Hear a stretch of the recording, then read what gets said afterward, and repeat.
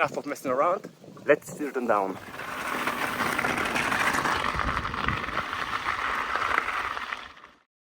Lewis LV2. V means vertical, so the lever is perpendicular or perpendicular to the handlebars. And 2 means it's a 2-piston caliper. I installed these brakes on my bike almost 1 month ago.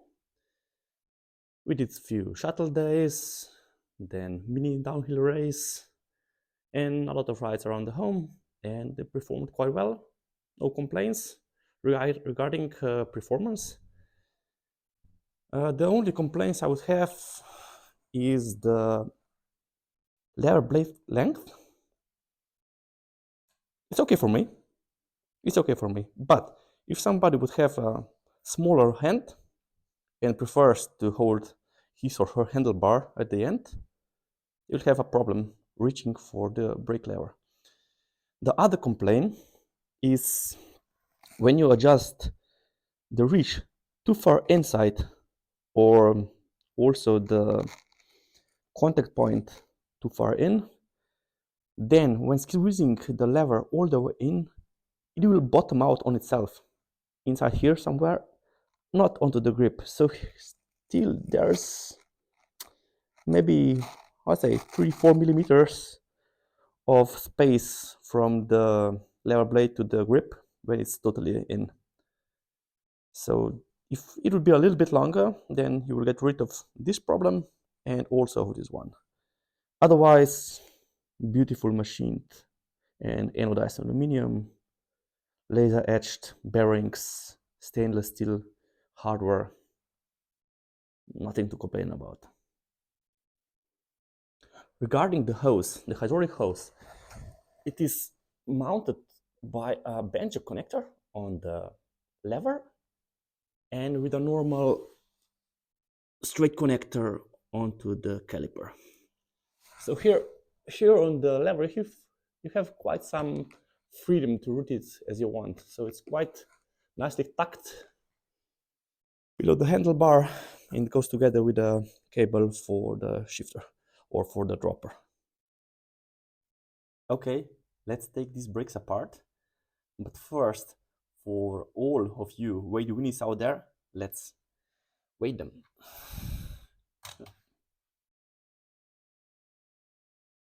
It's a kitchen scale, nothing special. This is the rear brake, just removed from the bike.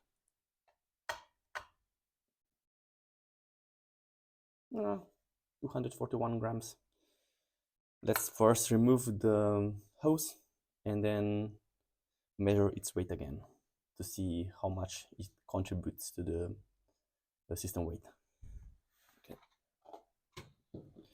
Okay, what should I do?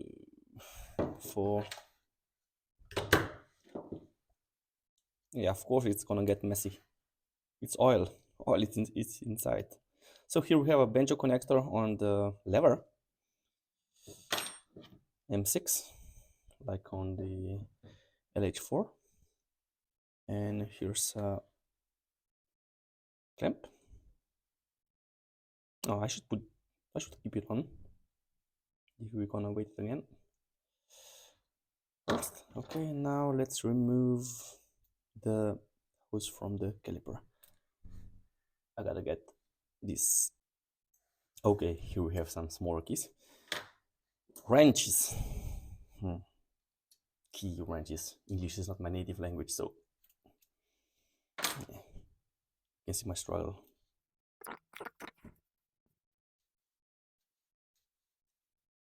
Okay. Now we have just the caliper with brake pads and the lever. They're both still full of oil, so I have some mess on my table here.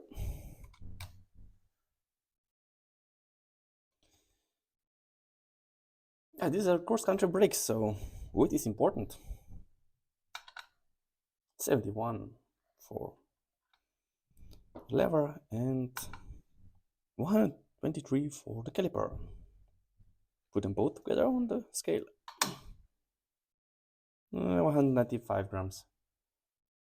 Full of oil, of course. You know, It's easy if you can quantize how good the bike is. So if the weight is the only measurement you're gonna take, then the lightest component is the best. That's it. Simple. But if you consider other things like feel, like I don't know, how the bike performs, then the weight may be not the most important thing. There are other things like for the brakes performance, reliability, etc. Okay, now I will also remove the fittings from the hose, and we're gonna put them on a scale too. So the fittings are the same as on the LH4. So we have a banjo and a straight connector, but they are turned around. So we have a straight connector on the caliper and banjo on the lever. Okay, put it aside. Let's take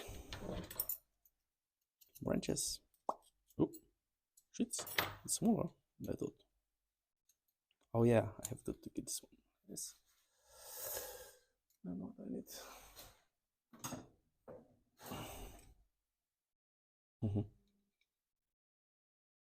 Maybe I overshot a little.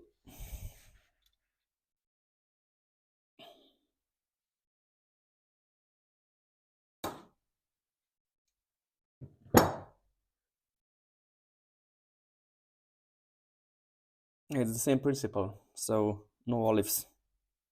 This is the fitting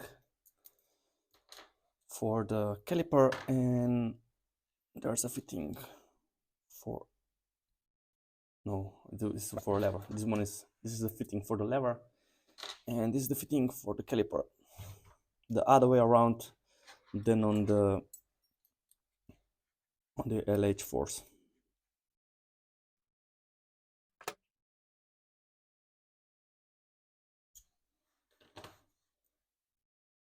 Okay. That's it. So, fittings, 14 grams, and both parts of the brake, 210 with oil. So it's, what about 30 grams of hose altogether. Okay, now let's take it apart. That's it. Enough of way doing stuff. Let's start with the caliper. First, remove the pads. I should have done it before, just to make sure not to contaminate them with the oil. Yeah, this brake uses mineral oil like Shimano, Magura, or Formula. I don't know.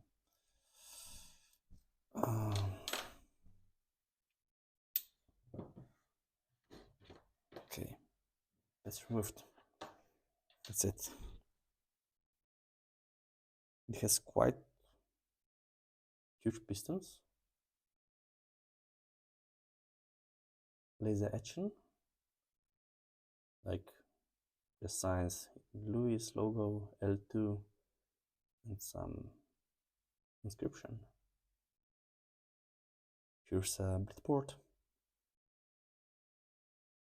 and probably, yeah, this is the same screw which holds this part of the caliper together.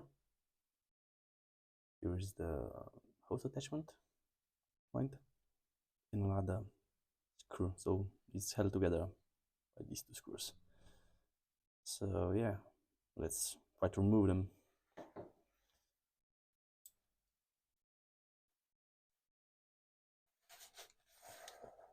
It's quite tight.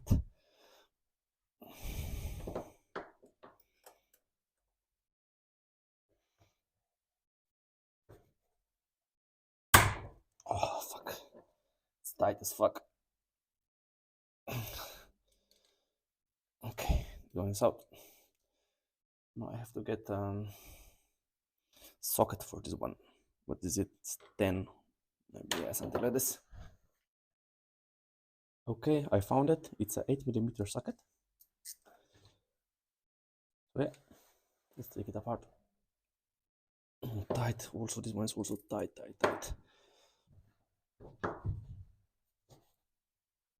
Okay.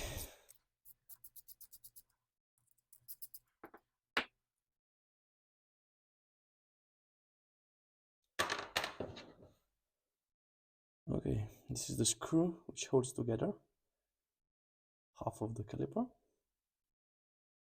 It's a connector. So because there's a bleed port inside, it has to be hollowed out.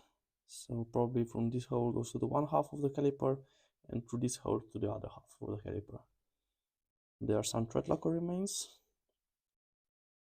It's quite nice part, made out of stainless steel, and this is a bleed port screw. Okay, let's remove the other screw. It's just a Torx.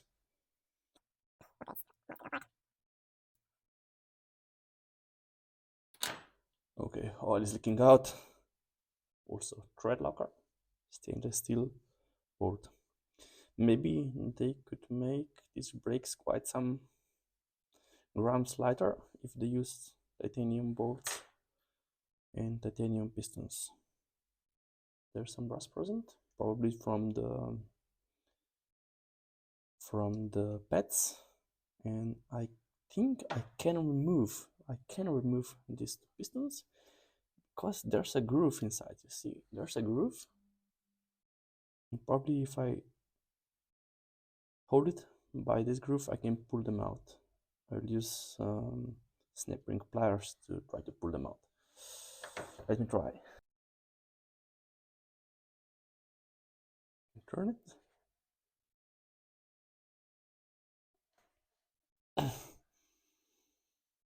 It doesn't like me, apparently.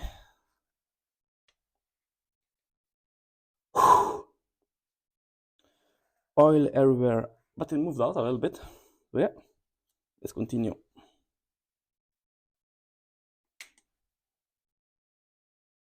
So pull and turn.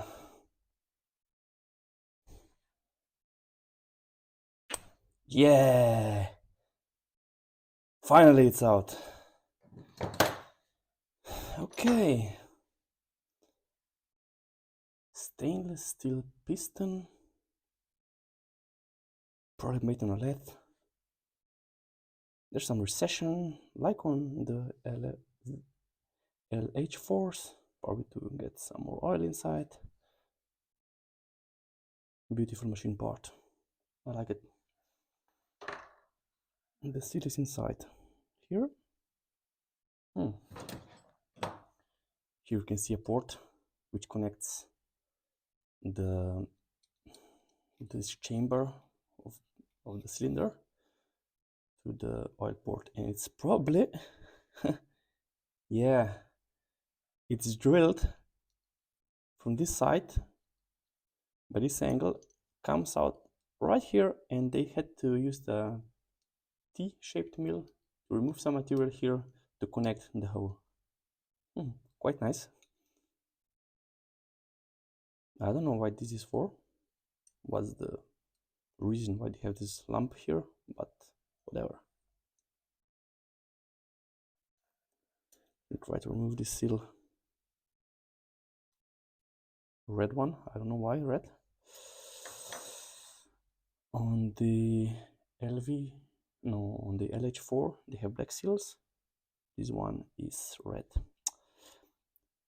This rubber has a really important role in the mountain bike disc brake because it's not just seal. It's not just a seal. It is the when you deform it, when you squeeze the brake, you deform it, and when it takes back its shape, it pushes or pulls the pistons back inside into the caliper and retracts the pads from the rotor. So how to say, it's really important how it acts, how tight is it, I mean how elastic it is, and how fast it rebounds back to its original shape. So So if I deform it quite fast, but still, when it's cold, when the oil gets thicker, also the rubber gets slower. It's slower rebounding, and if you will squeeze the brake lever a few times really in quick succession, like then the lever will become harder and the bike point will move outwards. This is because it has not had time to retract back to its original position. If you will release the brake for 1 second and then squeeze it again, the bike point will be in the same position. So material here is really important. Okay, let's clean up this mess and then continue with the lever. Okay, the lever. Here's the banjo connector. Here's the reach adjuster. Here is the contact point adjuster. That's it. The clamp is the same as on the LH4s, but I think it fits better on this brake. It suits it better. I don't know why, but it's quite nice. Okay, let me remove it. Oops. Screw. Also, yeah, the clamp, still, it's a complicated one. See, here's a thread for the screw, but it's not a true hole. It's blind hole, and here's a hinge with a pin inside. It's made of 3 parts, and I don't know how it's made, built or forged, something like this, but I can't be sure. I don't know. But still, if only this hole will be true, it will be much easier to do it. Here, when you are cutting the thread inside, you will get the material inside, and you have to clean it out and try it again, and you can't cut the thread in one go. Okay, it works, it's okay. Okay, now I would like to remove this reach adjuster, and there's a tiny grab screw I have to remove first, or just undone it, maybe a little bit out. Take care not to lose it. It's really tiny and you can quickly lose it. And then I will just hold this one and screw it in like this. Okay. Reach adjuster removed. Also aluminum part. The grab screw. And inside there's a 3-stroke adjuster. Okay. Yeah, now I'm screwing everything together, but still,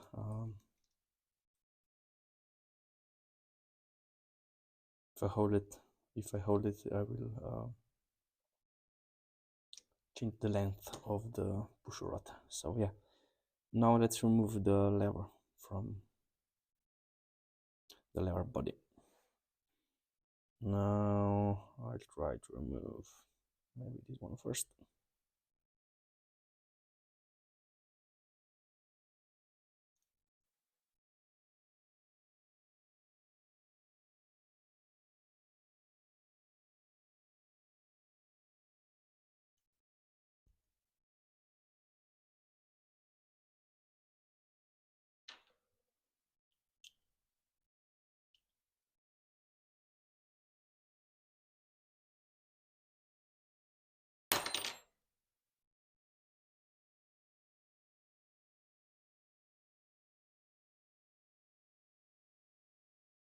There's a thread locker on these screws. Let's see, each screw is custom made out of stainless steel. It's with a quite interesting shape. Also, the thread is finished quite nice. It's not just straight all the way and then that's it, but here's some additional recession. Nice part. Okay, 1, 2. Yeah, and there are bearings. Bearings for the both, for the lever pivot and for eccentric pivot. It's a nice touch. Last one. Ugh, come on.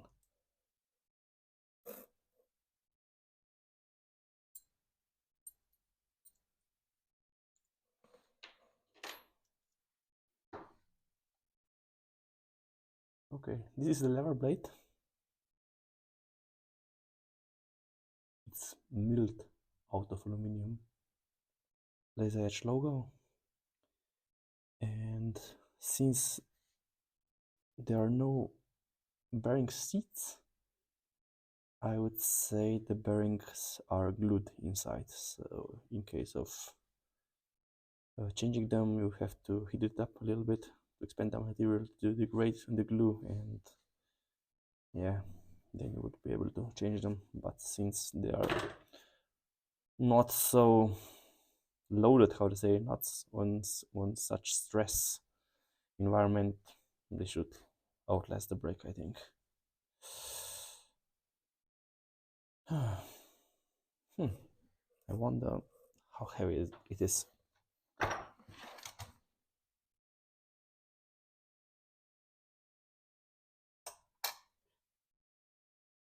17 grams. Nah. There's no point making it out of carbon fiber. It's light enough. Okay. Okay, let's remove these two screws. These two screws are bleed ports. The lever here has 2 bleed ports because this one is not the right one. I have my Torx. Oh yeah, here it is. So let's remove it.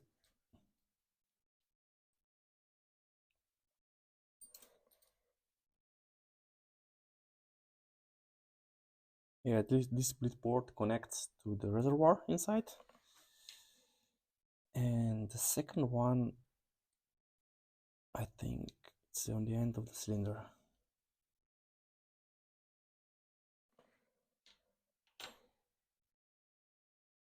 Here it is. You can see a spring inside. There's a spring, turn spring for the piston. Okay, let's disassemble it further. Oh, okay. There's a snap ring. It's quite easy accessible because it's not so recessed somewhere inside. I just gotta find the right tool. One hole is here, other hole is, oh, where it is? Oh, there are 2 holes. Oh, interesting. There are 2 holes on the snap ring. Oh, we can just pull it out like this. Oh yeah, there's a hole. It's the shape of this snap ring. Interesting.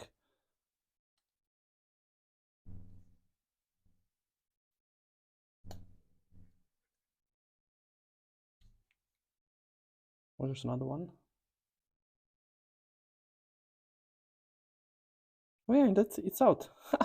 Nice. Okay. This is a pusher rod. It can be, its length can be changed because it's coaxial. There's this, if I turn this one is reach adjuster, and inside it, here inside, it's a contact point adjuster, but I think it's stuck right now because I have used it to, yeah, to remove the lever, no, the reach adjuster. So yeah, no, I will not be able to do it like this. I should hold it here and then I'll be able to screw it in or out. So yeah, this length here, this is the setting of the contact point. So all the way back, there's more free stroke. All the way forward, it's less free stroke. Washer and really interesting snap ring. I have never seen a snap ring like this before. Okay.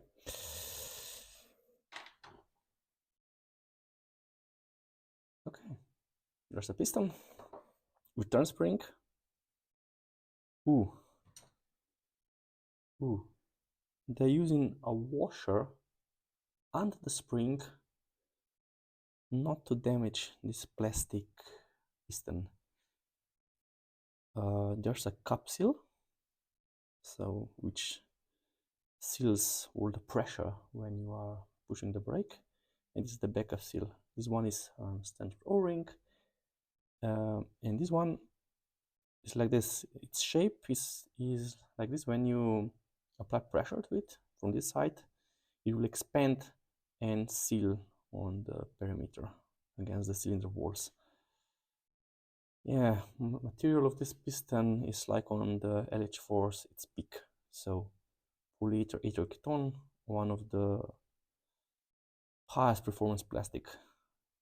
I think there's nothing better for this application you can get. It's still a plastic and it's resistant to temperatures, to chemicals. It will not swell, it will not absorb water. So that's the best thing you can get. Okay, now let's just remove the cover of the reservoir. Yep, this one is the right one. Same as for the grab screw. Tiniest I have. Okay, screws out. Oh, there's another one. There's another screw hidden behind it. Okay, let's also this one.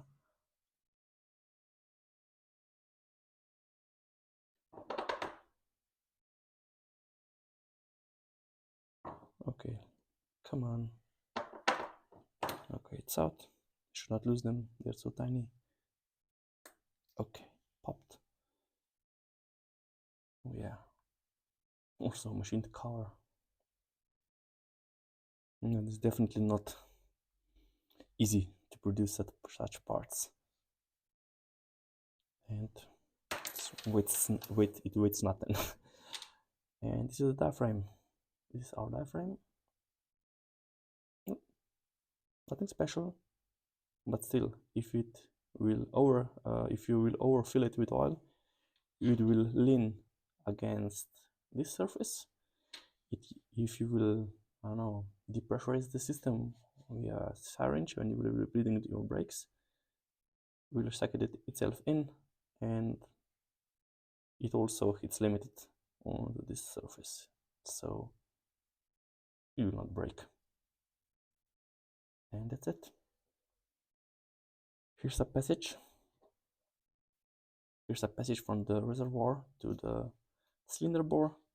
So this is where you say get your oil to compensate for displacement when you are using your pads, or when the things heat up and the oil expands a little bit, it will come out through these holes. Yeah, that's it. Quite nice part. Machining can be seen here, this direction. And now I gotta clean up this mess here and later on reassemble the brake because I need it.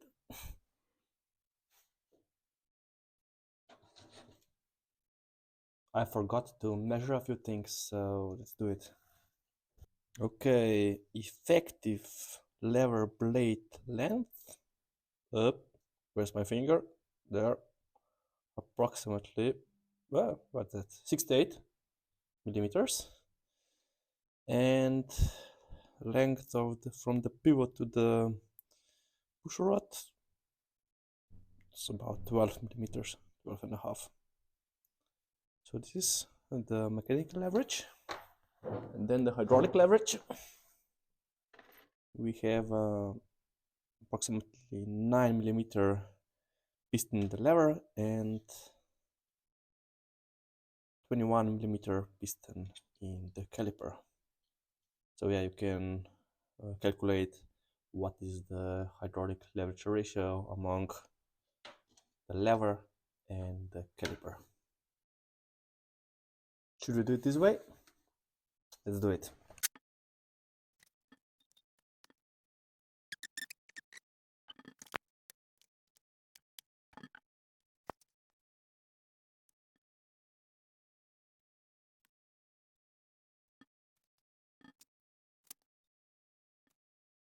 Then we can put it together. So this one goes here. So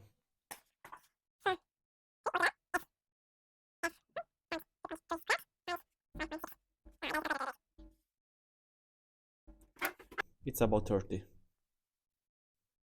So this brake increases the force of the finger 30 times. So if I pull 5 kilos with my finger, it's a lot. Let's say something else, like 2 kilos. 2 kilos, then pads will be about 60 kilos of force, but it's about 600 newtons. Yeah, that's it.